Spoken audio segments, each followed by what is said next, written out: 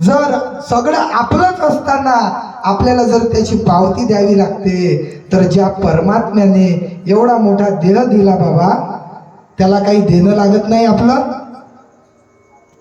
तुमचं उत्तर आलं नाही बाबा मला कोणाचंच. काही तर देणं लागतो ना बाबा आपण. हो, आणि मनुष्य हे देणं विसरलेला आहे.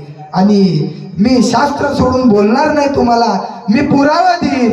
विसरले तया थोर झाली आणि पचतील खाली 84च्या याचा मोबदला एका वेळेस भोगून द्यावा लागतो. तुम्ही डोळ्याची किंमत विचारा एखाद्याला, बाबा आम्हाला डोळा विकत पाहिजे, तो सांगेल तुम्हाला 5 लाख 10 लाख. अरे एका अवयवाची जर एवढी किंमत असेल, ज्या परमात्म्याने एवढं सगळं दिलेलं आहे, त्याचं काही तर देणं लागतो ना.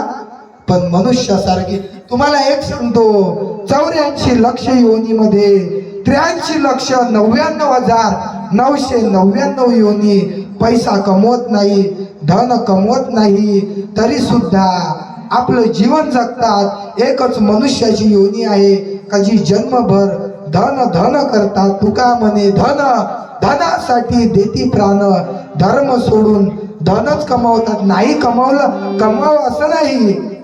हो, कुठल्याच योनीमधला प्राणी धन कमवत नाही, तरी सुद्धा पोटभर खातो. मनुष्य प्राणी असा आहे, जन्मभर धन कमवून याचं कधीच पोट भरत नाही, कधी पोट भरत नाही. शोकांतिका आहे बाबा.